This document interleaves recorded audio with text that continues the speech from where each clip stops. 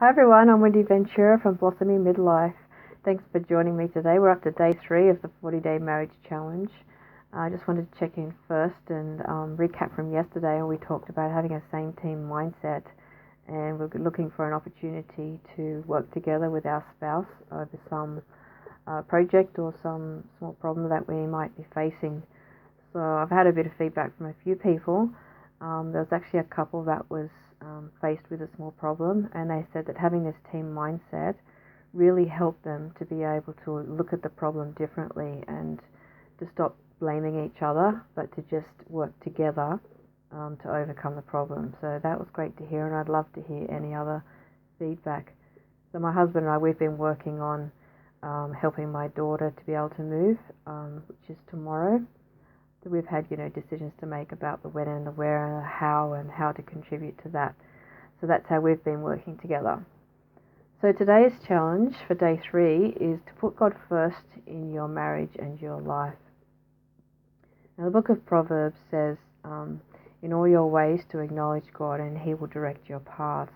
I think this is really important and so applicable in marriage as we work together, as a team, like we talked about yesterday, but to acknowledge Him, as also mentioned yesterday, as the captain of that team, and to acknowledge Him and to have Him just at the forefront, to be able to do that.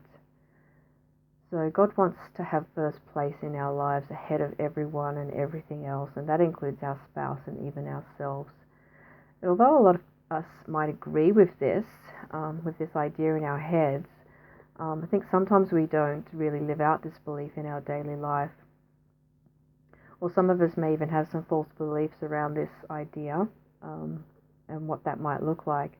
For example, for many years earlier in my marriage, I did have false beliefs about this. I believed that for me to put God first meant that I was to be a quiet and submissive wife, and that I wasn't to speak up.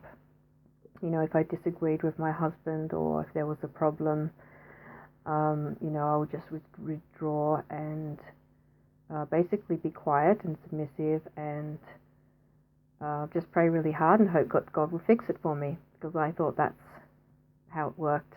And after many years of struggling and discouragement, I learned that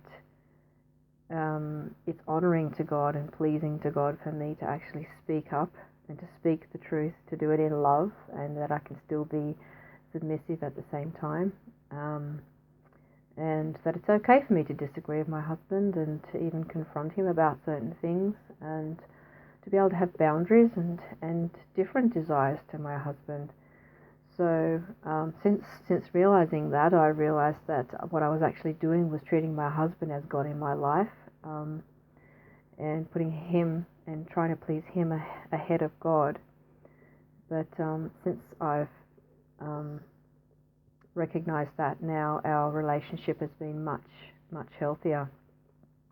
So I guess putting God first in our lives, what does that look like? I guess it involves things like spending time with Him in prayer, fellowship, reading His Word,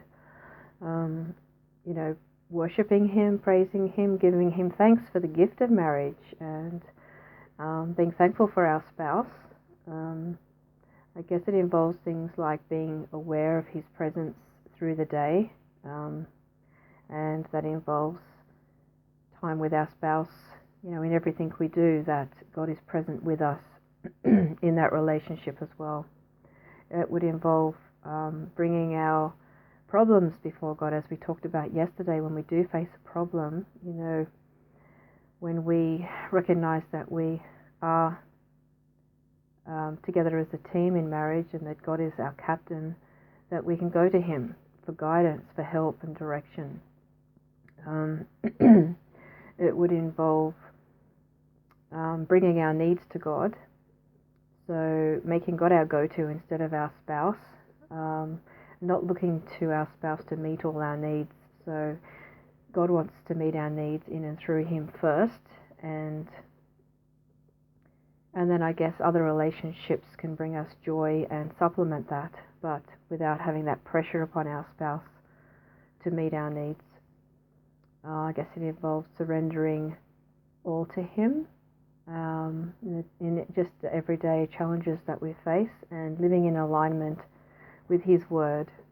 So that would involve our behaviours and decisions and our speech, and also not being afraid to confront sin if and when it arises in our marriage.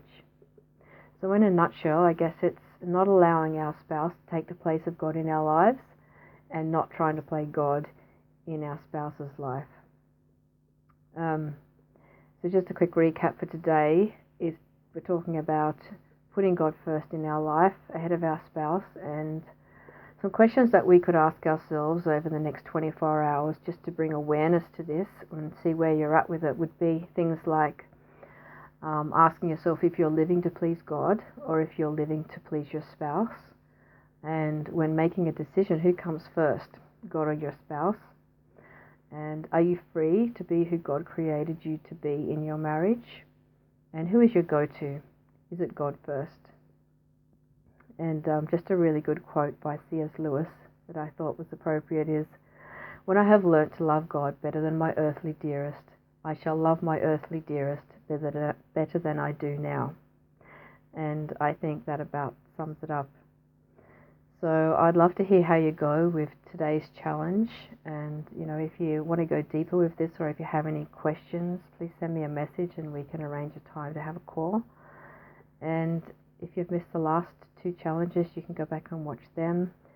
There's also a handout that I have that goes with this that I've left the link for. It's either above or below the video that you can click on that link so you can follow along each day.